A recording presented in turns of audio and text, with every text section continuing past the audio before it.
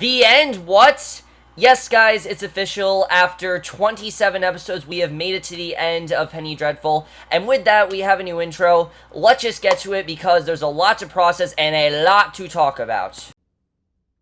'Cause once this land was heaven on earth, green hills were all you could see. But now it's soot and steel and brick, so it looks more like hell to me.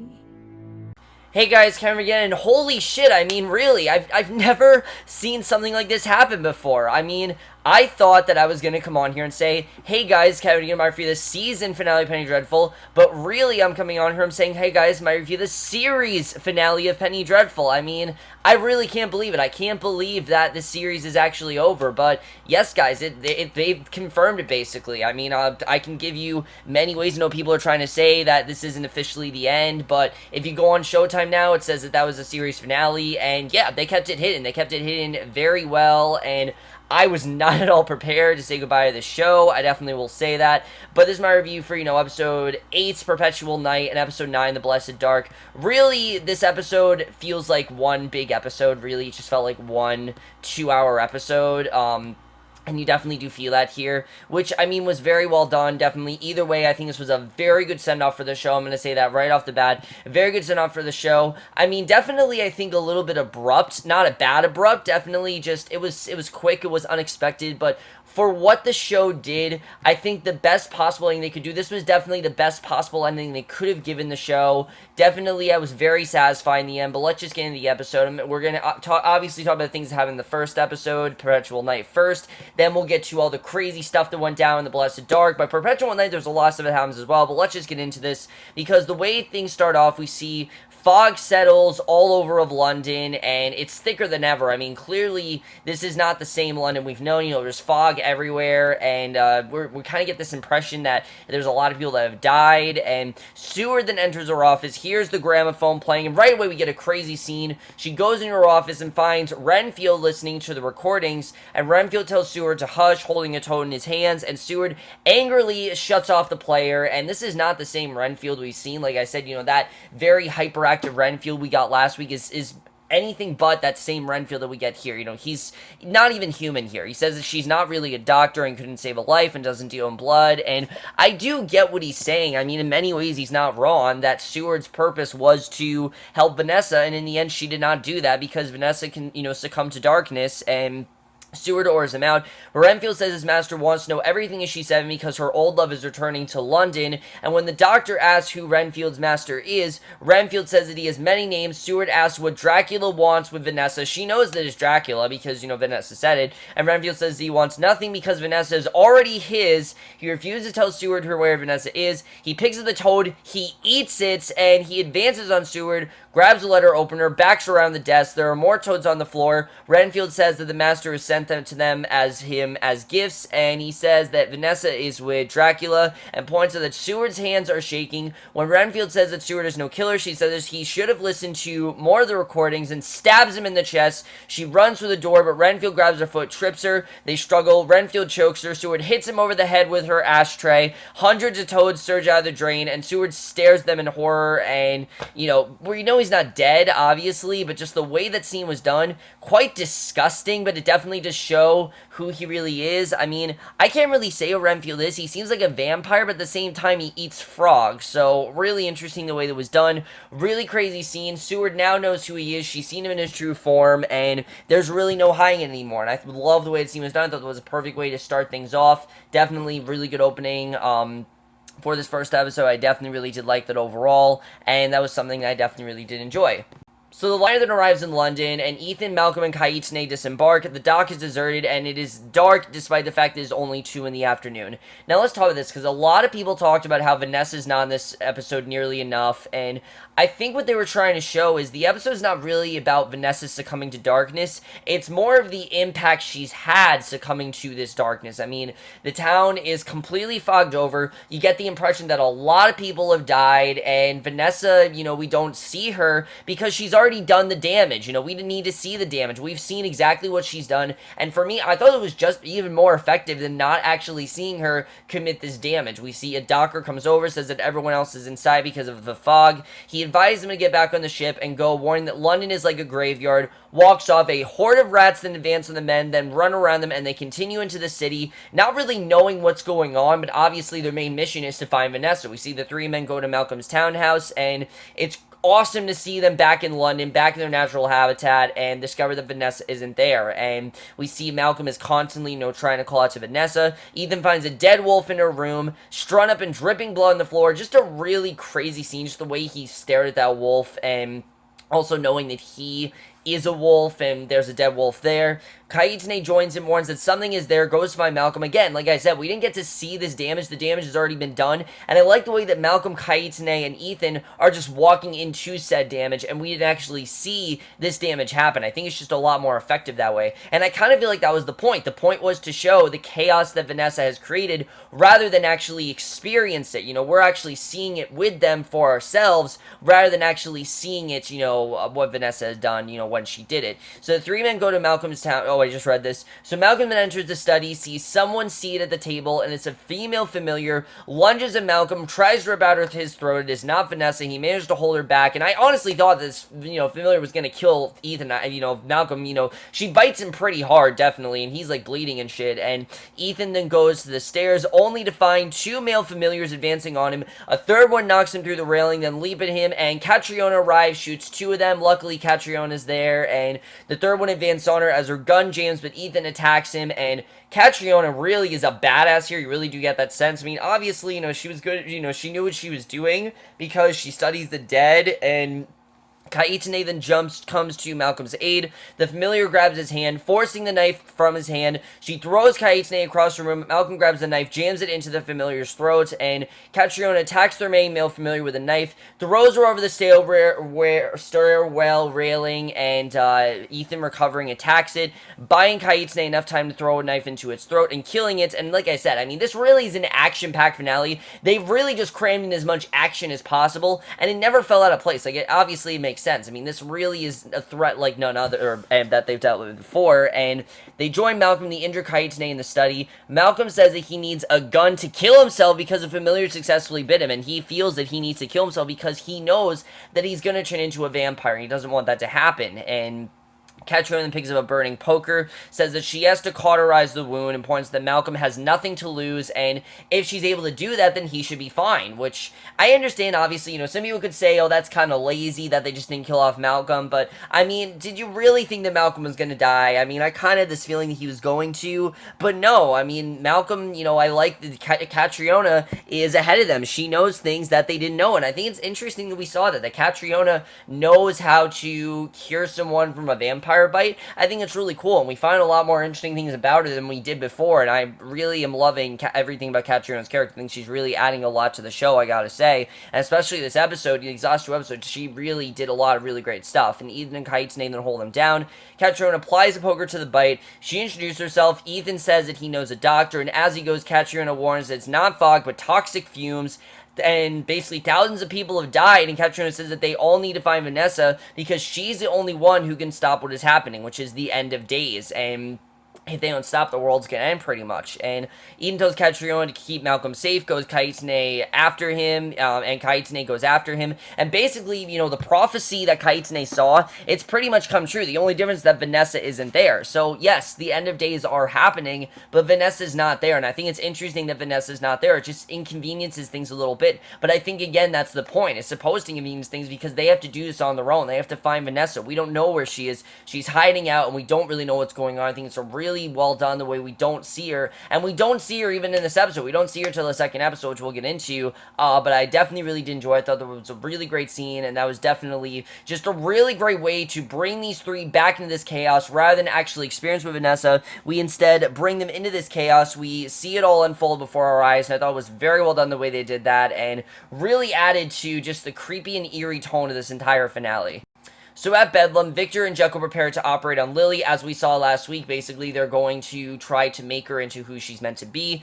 Dorian prepares to go, telling Lily he has some housekeeping to attend to. Lily asks Dorian for one last kiss, but Dorian just chuckles and leaves, and that was just so badass the way he just left. He's like, huh, and they just left. I mean, it really just shows that Dorian's love for Lily is kind of just gone. He doesn't really feel that way about her anymore. I mean, maybe at a time he felt the way, but she was so dismissive before that all of a sudden her asking for a kiss, he's definitely going to say no. I mean, she shut him down before. He's not just going to go with her again. That's not how this is going to work. And basically, we see Jekyll says that once they've completed their experiment, they have a whole hospital to cure after Victor has his honeymoon with Lily. Lily dismisses Jekyll as a cruel savage, and Jekyll insists that they are healers. She asks Ramon alone with Victor, pleading with Victor, and Jekyll warns that he shouldn't be alone with her. Victor tells Jekyll to leave them, and Jekyll reluctantly does so, and I love the way that Lily basically got through to Victor. She didn't attack him, but she basically showed, this is why you can't do what you're about to do to me. Lily asks for some water. Victor provides a glass, but is careful to stay at the length of her chain. Lily takes the glass, touching Victor's hand. She tries to grab him and fails, and Billie Piper in this episode, I mean, she really was incredible. I've said it before, she's incredible, but she needs to win the Emmy. She just needs to win an Emmy for Best Supporting Actress because she really is incredible in this show, and she really is doing an awesome job.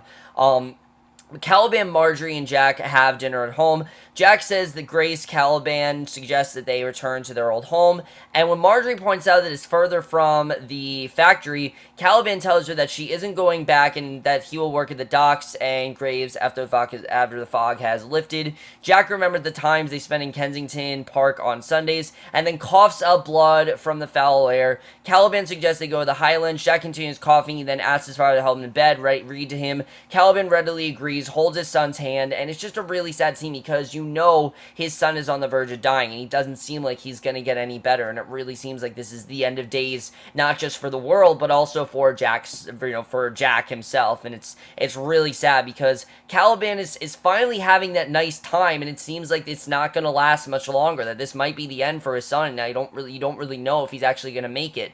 So then at Dorian's townhouse, we see Justine and the other prostitutes celebrating. When Dorian comes in, he pours himself a drink, he tells him to get out, and he really wants nothing to do with them. And Justine then asks where Lily is. Dorian says that she's tamed and Frankenstein's obedient bride. And Justine grabs a knife, she holds it to Dorian's chest, and he assures her that her valiant leader was snuffed out by modern science, and she plunged the knife into his chest, and obviously, it does nothing. Dorian, we know, does not die by a knife. He does not die that way, and she's not going to kill him, and tells him to leave while he still allows it, and this is his moment alone with Justine. You don't know what he's going to do here. You don't know if he's just going to, send her away, or if he's going to kill her, but basically, I think this really was the best possible goodbye to Justine we could get, because obviously, like I said, Justine had become a problem, and no one was really acknowledging it except for Dorian, and it made sense why Dorian had to do what he did here, because the other prostitutes quickly leave, and he tells Justine that Lily is gone. Justine is lucky to have glimpsed liberty and tells her to go back to her old life or make a new one, and I like that he's just sending her on her way. He's saying, look, you can go out and just, be who you were, and Justine says that she can't go back to her old life.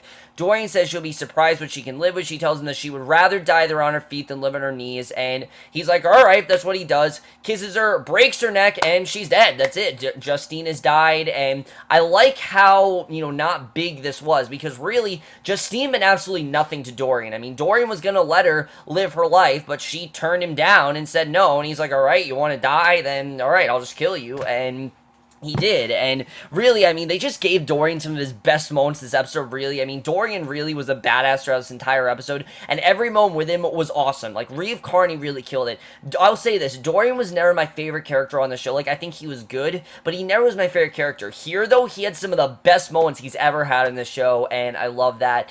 Ethan knocks the door at Victor's flat, but there's no answer. A boy sitting on the stairs asks what Ethan is doing out, says that Victor was called away, and obviously, Ethan hasn't seen Victor since, and he wants to know where he is, and he offers to take Ethan to Victor. Ethan follows him out, and remember, these characters haven't seen each other, and I like that we did get some small reunions here, and at his townhouse, Malcolm then wakes up, Katrina offers him a drink. She says she's also looking for Vanessa, offers to tell her story if Malcolm sits, and amused, Malcolm says she knows no limits, and Catriona says that he will learn. She asks him to sit, and he does, and Catriona explains pretty much everything that's going on. That Vanessa approached her asking for information about Dracula, and this really, I thought, was a nice time for us to basically, get some downtime, get some, exposition, obviously, because these characters have been away from each other. They haven't had that time to sit down and know what's going on, but now that they are back in London, they have the time to sit down, they know what's going on. I really think that's why we need these last 2 episodes, because there really was a lot to cover, and I think they really covered all they needed to with these last 2 episodes.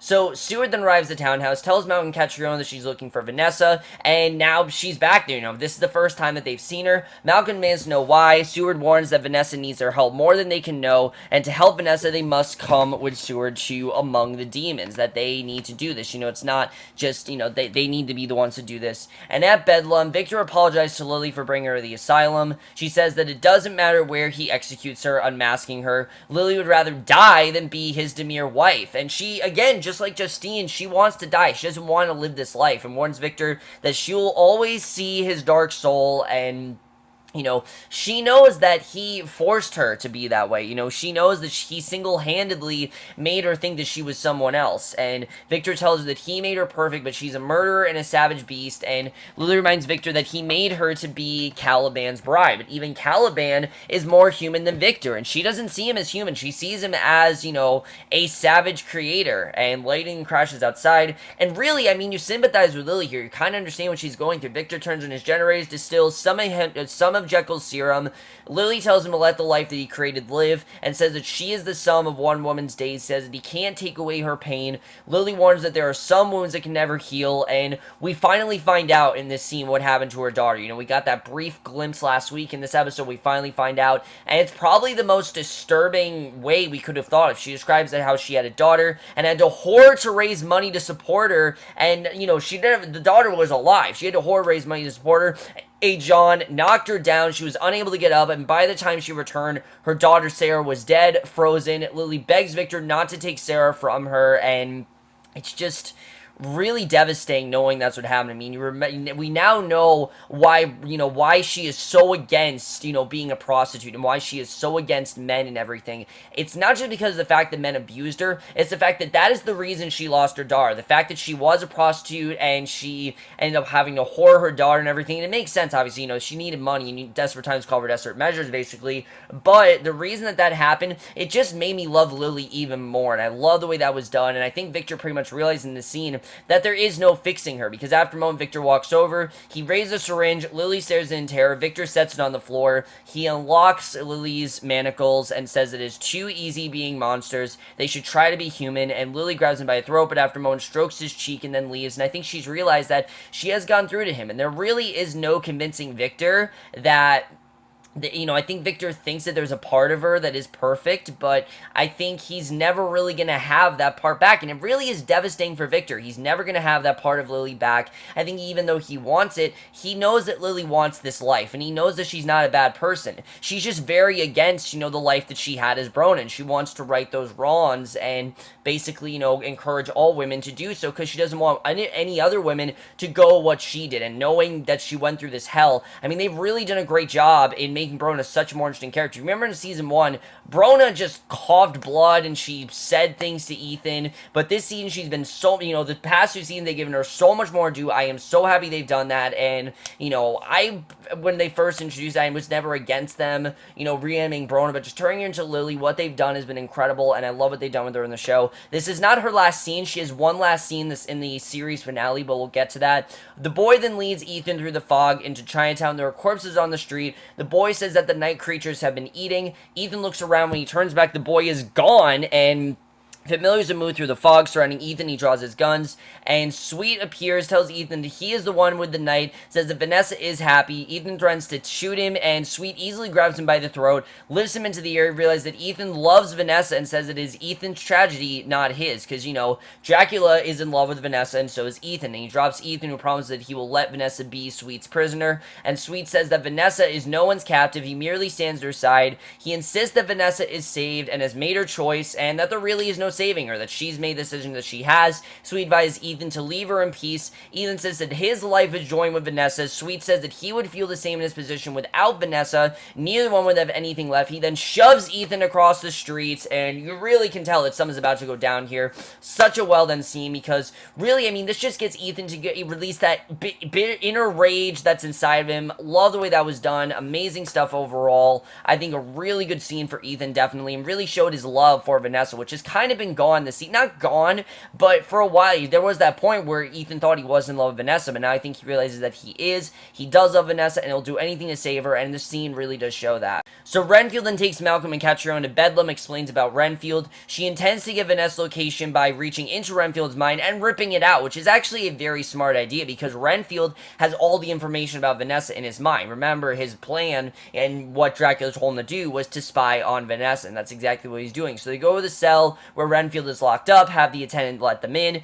When he tries to intimidate Catriona, inviting her to play a game with him, she shoves him against the wall, demands to know where Vanessa is, and I love that he has no power against, over them. She has all the power over him. She knows there's nothing that really phases her, and you really get that sense here that nothing phases Catriona, and it sounds kind of silly that nothing phases her, but it does make sense. I mean, this is someone that studies dead corpses, and she studies dead things, and because of that, she's seen everything, and there's really nothing that scares her, and she demands to know where Vanessa is.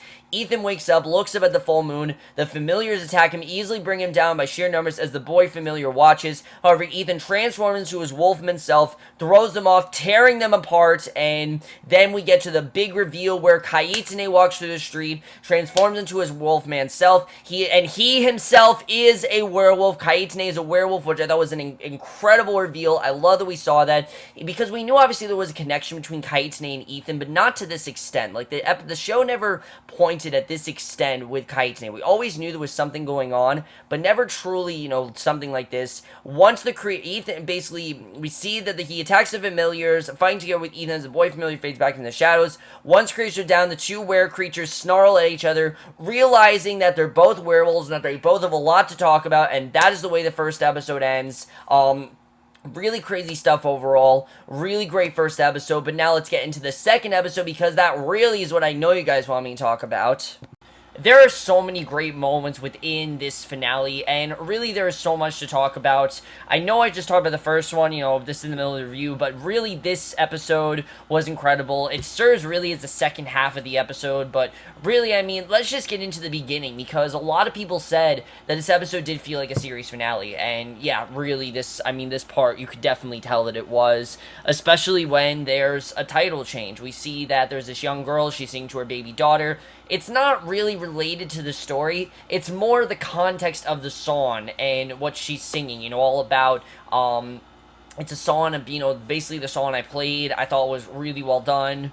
The song pretty much presents the show. It's about death and living and things like that, and kind of, dealing with what what everyone's going through, and I thought it was just a really great tribute to the show. They showed clips from past episodes, and just from that you can really tell that this is going to be the final episode, and I think it was a very well done intro. I thought it was definitely very well handled, but then we actually start the beginning of this episode. We see Jack. Before this, he lies in bed, he's dying, and Caliban hears him draw his last breath, takes his son's hand, crying, and Jack's dead. And honestly, I mean, I think I saw it coming. The second that Jack started coughing and he was sent to bed, I pretty much knew that Jack was going to die. It's really sad, because just for once, Caliban had that sense of humanity. He had that sense of happiness, something that he's wanted all his life, and he did get it in the end, but it only lasted for a couple days, and it didn't, wasn't nearly as long as he wanted it to be, but at least he did get to spend those dying moments with his son, which is something that he did want to do.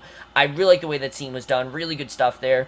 The boy familiar goes to the museum, tells Sweet about the two creatures killing the familiars, and Sweet realizes that the wolf of God comes for him. The wolf of God, of course, being Ethan. But he doesn't know of the Grey Wolf. Now, the Grey Wolf, I'm thinking, is Kaitane. He refused to send any other familiar, well aware that Ethan is too strong for them, and really, yeah, I mean, we know how many people Ethan can kill. He can kill, Sweet very well, definitely, and Vanessa then joins Sweet, asks what he fears. Sweet says that Ethan is coming. He warns that Ethan is foretold at his enemy, and Vanessa says that they defy prophecy and make their own heaven and hell. She says that she and Ethan shall meet and write the ending in blood as it was always going to be, and basically, she thinks that, basically she's going to get through to him. It seems like she's going to try to get through to him. She's going to get into his head, and really interesting the way this was done. I know a lot of people said there wasn't enough Vanessa in this episode, but I think it was definitely very well handled the way that was done. I mean, I think we saw all we need to see of her, and especially, like I said, this episode's not really about her. It's more about her, how she's affected everyone and what Sweet really has done, and I really like the way it was done.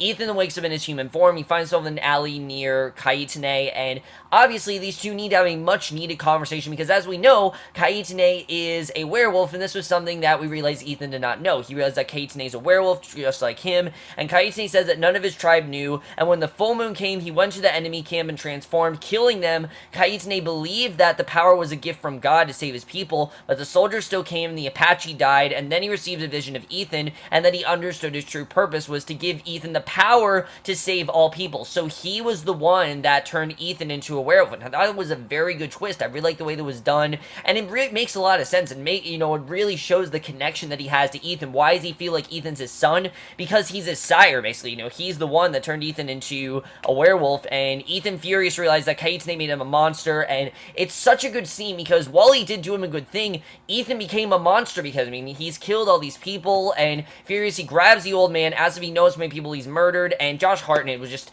killed it in this episode. If anything, Josh Hartnett, he just killed this entire episode. Kaitane says that he's given Ethan the power to save Vanessa. Only he can stop the end of days, and tonight is the night that Ethan must accept the destiny that God given him. Crying, Ethan says that he will do whatever he has to save Vanessa, and, he's really upset because he really felt like he wouldn't have to deal with this, and he really felt like that, he really is pissed that now he's realizing what's going on, but he also knows he has to move forward. He needs to save Vanessa. That's the main thing he wants to do. In order for him to do that, he needs to really move on from this. So I really like the way that was done. At Bedlam, Renfield says that Dracula's promised all of them to him. Seward takes out a syringe. Malcolm holds Renfield still while she injects her former secretary, and obviously, as we know, she's trying to hypnotize him. Malcolm then demands Vanessa's location. Renfield tells Malcolm to let her be, allow the world of night to take over, the blessed dark, which is why this episode was called The Blessed Dark. The injection takes hold. Seward taps on the floor, catching Renfield's attention. She asks Renfield to take her to Dracula, insisting that Renfield is safe with her. He describes in Chinatown, and Seward takes his hand, begs her for forgiveness. Renfield tells Seward that he wishes he had her as a friend because no one ever believed in him and no one cared. And this is the real Renfield. Him getting through to Seward, the fact that no one seemed to care about him. Seward really was his only friend, and Seward offers to be his friend if he helps. Renfield takes her to the warehouse, and it's a really nice scene the way it was done. I definitely really did enjoy. But then we get what is by far only one of the most heartbreaking scenes in this episode. Definitely, there are many heartbreaking scenes, but this definitely was one of the most. So, of course, in the last episode, we only got about 2 scenes with Dorian. In this episode, we only get 1 scene with Dorian and Lily, but I really think it's the perfect ending scene for the both of these characters, and it really makes sense why we closed here, because we see at his townhouse, Dorian is contemplating Justine's corpse, and he really doesn't know what to do with it. The fact that he killed Justine, he doesn't really know how he's gonna hide this. Should he hide this? Should he just cut off the body? He really doesn't know what to do here. Lily then returns, sees the body of her protege, and Dorian says that she would have been proud for Justine for remaining her acolyte until the end, because really, yeah, that's the thing, Justine, in the end, she was loyal to Lily, and Lily did give her what she wanted, and really, without Lily, I forgot to say this, without Lily, Justine was powerless, and Lily was the one that gave her power. Without her, she was powerless, and even though she got what she wanted in the end, she still was powerless. She didn't nearly do what she wanted to do, and he tells Lily the other prostitutes have gone, and Lily realized that her great enterprise has ended with one more dead child, and it really is just, you feel so bad for her, especially after hearing that monologue about what happened to her daughter. You feel really bad for her here.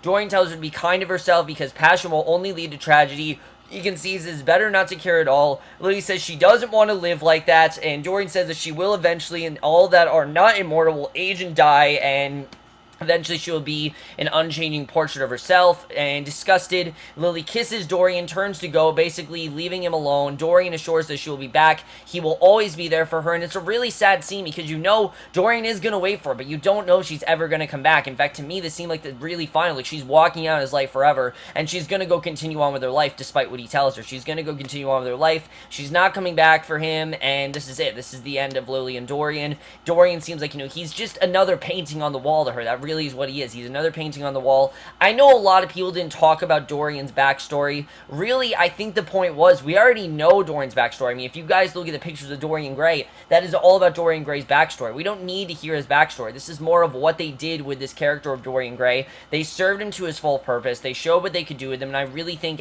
especially in these last 2 episodes, they gave him some of the best moments he's ever had. And this episode really reminded us how great Billie, Piper, and Reve Carney really are in the scene together. Love the way that scene was done. Really good stuff there. I know a lot of people said we could have had these two be villains, but I like that they didn't take them in a villain's direction. If anything, they took them in a more heroic direction, in the sense that they both feel they've accomplished really good things, and they both in many ways are, you know, thinking differently, and I really like the way that was handled. But at Bedlam, Jekyll returns, says that Victor's weak for letting Lily go. Victor insists it was a monstrous idea, and Jekyll promises he continues to work until he cures every inmate. His friend warns that scientific accomplishment won't give Jekyll access into proper society. Jekyll says that he creates his own world and his own self, and one day everyone will understand what he's capable of, and Victor dismisses his equipment and admits that there is no road ahead for him. Jekyll says that there will always be a place for Victor there in the heart of science, tells Victor that his father has died, and the estate and title are finally his. Victor can have it, and Victor calls him by his proper title. Lord hides, smiling, Jekyll leaves on his rounds, and you get the sense that even though he didn't actually turn into Hyde, he has that beast within him, and he's going to turn back into Hyde at some point. I thought that was a very good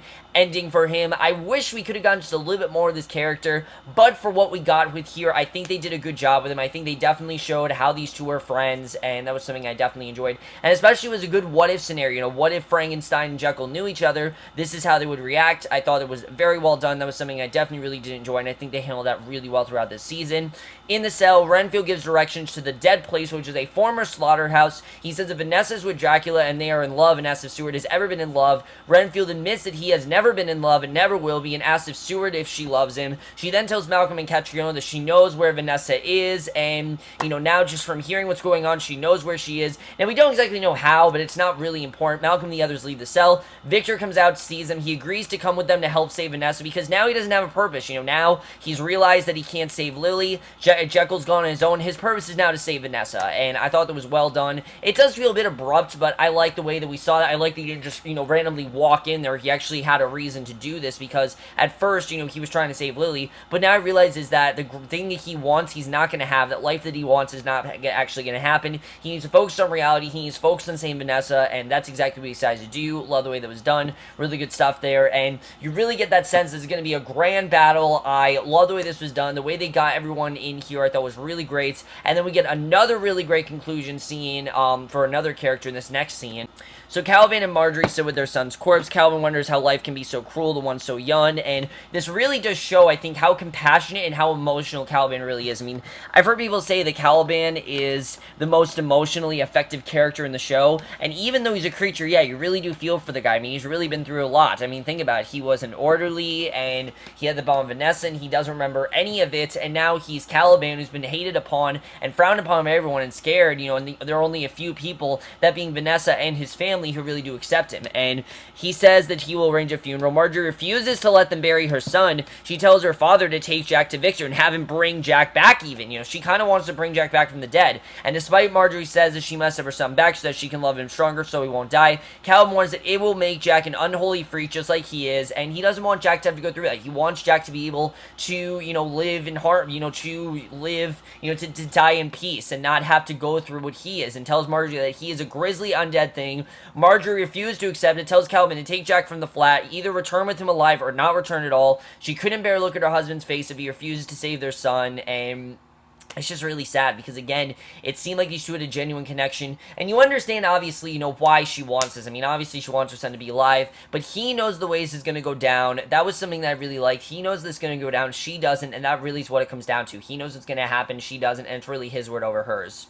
So, after finding Ethan and Kaitsune at the townhouse, Malcolm and the others go to Chinatown. They come to the slaughterhouse in a condemned block of town. Ethan tells them to go in the front while he and Kaitsune find their own way in. Kaitsune tells Malcolm that he would have made a mighty Apache, and Malcolm says that he had a mighty teacher. And once the two men leave, Malcolm warns Seward that they can't guarantee her safety. She assures him that she's not unfamiliar with random gunplay as she reveals her own gun. And again, we know that Seward knows what she's doing here. She knows exactly. She's ready to face this demon. And Ethan and Kaitsune enter via the sewers. Malcolm and the others enter through the front and come to dozens of human corpses strung up as food. Passing through, they come to the central chamber. Sweet greets Malcolm. He welcomes them and says, "They shall feed well." The familiars emerge from the shadows. Malcolm aims his gun at Sweet, demands to know where Vanessa is. Sweet says that Vanessa is no longer Malcolm's but his, and tells Vanessa wishes them to live. And after a moment, Malcolm lowers his gun. Ethan and Kaitane then hear something ahead. Malcolm asks Sweet, and I love the way this was done, because this is really when you're feeling it's a series finale. This is something that Malcolm's always wanted to know. He asks Sweet if he was the one who turned Mina. Sweet says that he did, and she was meant to bring Vanessa to him.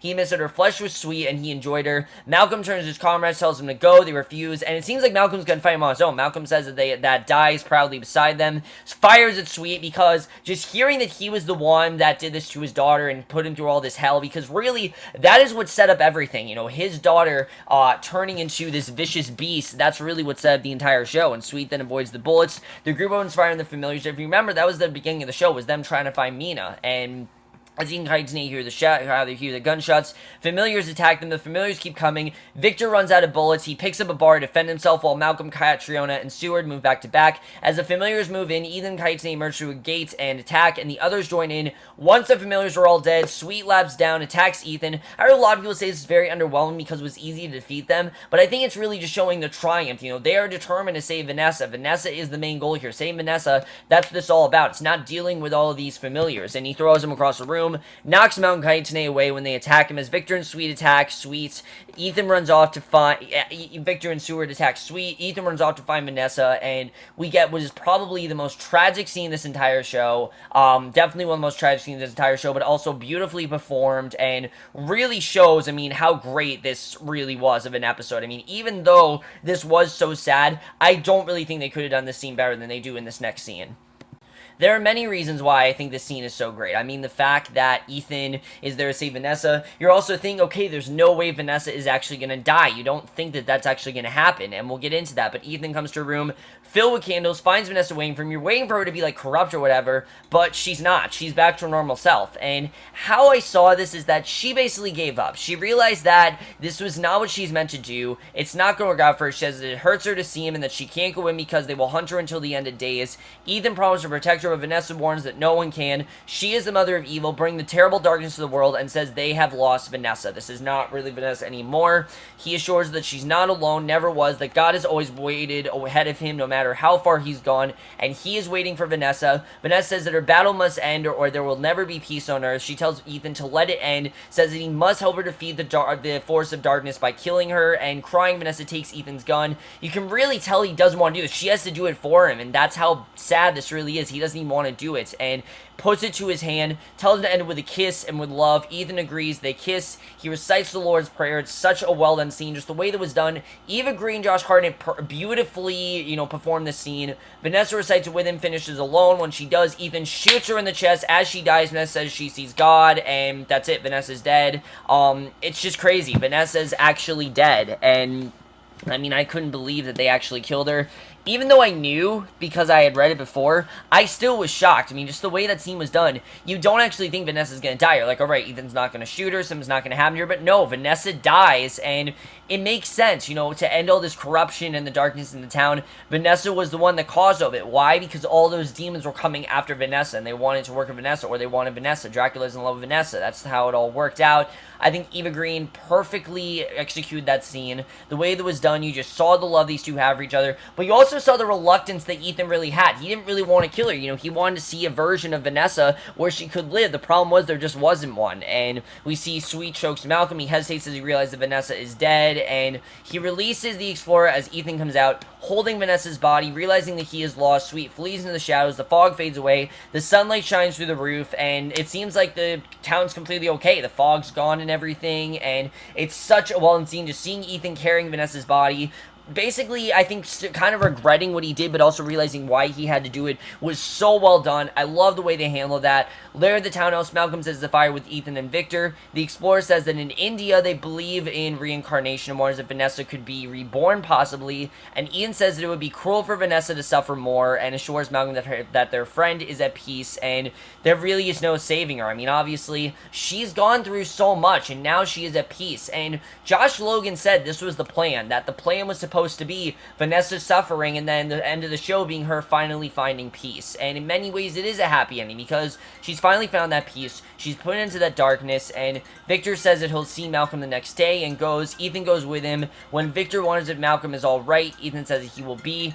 And Victor then hugs Ethan and leaves, and it's really sad because, again, Victor was not the one that initially joined. He joined only because, he didn't know what else to do, and now he's thrown himself into this. It's really sad to see. Just the fact that Victor, the way, we know that he did have a friendship with Vanessa, and even though it really wasn't touched upon this season, we know how close these two were. We know the relationship they had last season, and because of that, that really is why it's affected Victor. I really love the way that was done. But then we get one of the best scenes of this entire episode, where Ethan goes upstairs to Vanessa's room, sits as the sun sets. Malcolm comes in, sits with his friend, says that he must find who he will be without Vanessa, because Vanessa really was like a daughter to him. She really was. I mean, think about it. They were sending letters back and forth to each other, and he really thought that he'd see Vanessa again, but no, he didn't. He never got to see Vanessa again, and even though he wanted to, he didn't, and he asked Ethan what he's going to do. Ethan says that Malcolm is his family, and it's such a sweet scene because you really get the sense that Ethan is safe with Malcolm.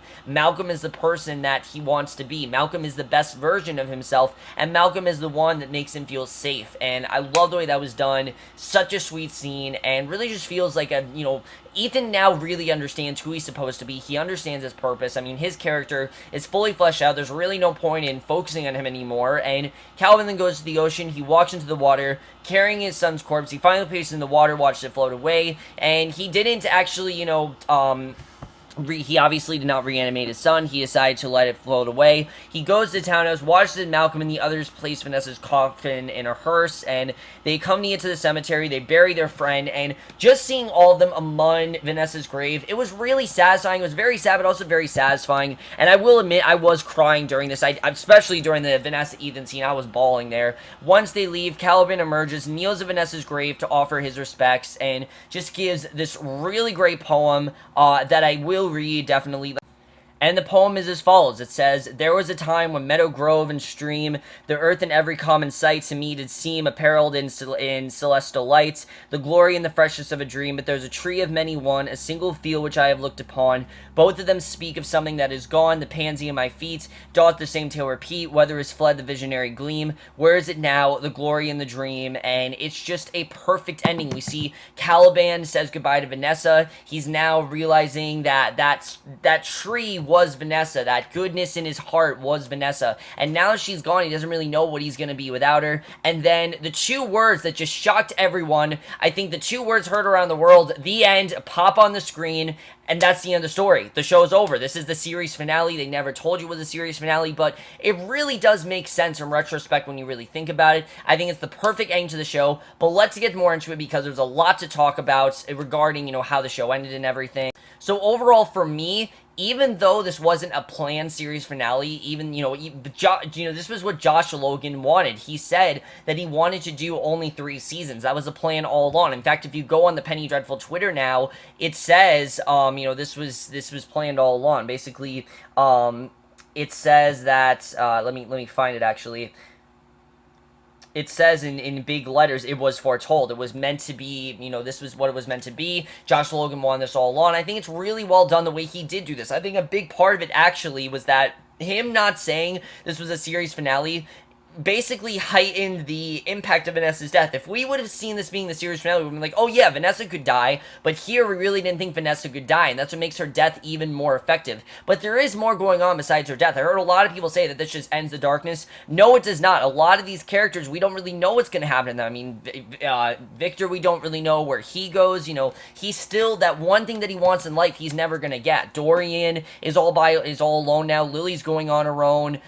Malcolm and Ethan, it seems like those two are going to be father and son, kind of, and I like the way that that's going. Caliban really doesn't know his purpose now, even though Vanessa's dead, I think he's going to try to honor her death, definitely. I like the way that was done, and I think it made sense for Caliban to be those last words because he was her orderly. He was the one that helped her in those hard times, and he was the one that got her through all that. I thought that was really well done the way that was handled.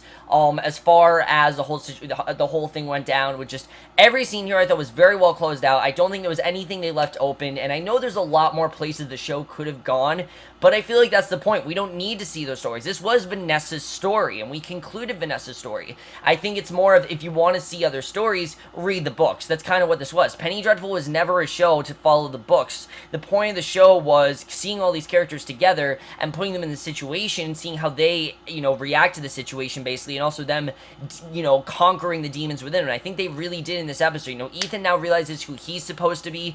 Vanessa, in the end, she found peace, and that's really what the show was about. It was about conquering the inner demons inside you, and I think they did. And like I said, I was not prepared for the show to end. I really was not. I mean, you guys know this is probably one of my favorite shows on TV of all time, honestly. I absolutely loved everything about the show. I was not, ready to say goodbye to it, but honestly, in the end, I thought it was a very satisfying end. I thought it was a very good conclusion. I thought they did a very good job concluding everything. I don't really think they could do better, because honestly, there are places the show could go, but I really don't want them to do that. And I think the reason why I don't want them to do it is because I don't think there is a version of the show that goes on without Eva Green. Eva Green anchored the show. As good as Billie Piper was, Eva Green was the one that anchored the show single-handedly, and she alone was the one that gave the show, the amazing reception it got, because she was just so great every episode. And I'm gonna miss this cast. Definitely I'm gonna miss this story, but I understand why Josh Logan wanted to close it. He wanted it to be 3 seasons. In the end, he got what he wanted. He made it 3 seasons. He was able to tell the story he wanted to tell, and he doesn't feel there's more of a story. He feels that this is it. He feels that he's told the story he wanted, and because of that, I'm going to give him his piece. I'm going to say, great job, just amazing stuff overall. Thank you, Josh Logan, for making this story. I mean, I've reviewed every single episode of the show. It's probably one of the first shows that I reviewed where I reviewed every single episode up to the finale. It's probably one of the only shows I've done that with. It's very sad because this ends, and now The Leftovers is also ending. 2 of my favorite shows are ending, but Penny Dreadful, as you guys know, was one of my favorite shows to review. I absolutely loved it. This season was incredible, as was season 2. Season 1 as well. I know a lot of people don't like season 1, but I absolutely love season 1. I think it was amazing. And because that, I am definitely giving Penny Dreadful Season 3 a 5 out of 5 or an A+, and probably the entire show I'd give an A. The entire show overall was not perfect, but this was still an amazing series. Just what this show did in 3 seasons was incredible. This was one of my favorite shows, definitely one of the best horror shows, one of my favorite shows to review for you guys. I will definitely miss it, but I think where it ended, it really did make sense why the show had to end when it did. Yes, I will miss it, but definitely I am very satisfied. A great way to end the show, and definitely really near perfect series. And definitely, like I said, one of my favorites to review, and I will definitely miss it. Overall, guys, let me know what you guys thought of this finale. Were you satisfied? How do you feel about the show ending? I still can't believe the show's ending, but I think we just need to face it. The show's ending. There's no coming back. I know it's a petition, but this is what Josh Logan wanted. You need to understand, this was not Showtime's decision. This is what Josh Logan wanted to do. Showtime didn't make a decision because Josh Logan already made that decision for them. He already wanted to close things out, and he knew that he wanted to end the show. He doesn't want to continue it. He knows he can conclude the story in the way he wants to, and I think Showtime should give him that respect, and because that they are giving him that respect. He closed the show in the way he wanted to. This was the end of the show. I think it was a very good way to end it overall. But let me know what you guys saw this episode. I'd love to hear your thoughts on it. What did you think of the show overall? Just 3 seasons, amazing stuff. Not even like a lot of episodes, 27 episodes overall. I think was a really good way to tell this story. But I will see you guys in my next one, which will be for Preacher, and I will see you guys for that. I'm really gonna miss not reviewing Penny Dreadful. I definitely will say that. But just a really satisfying ending. But I will see you guys in my next video. Okay, bye.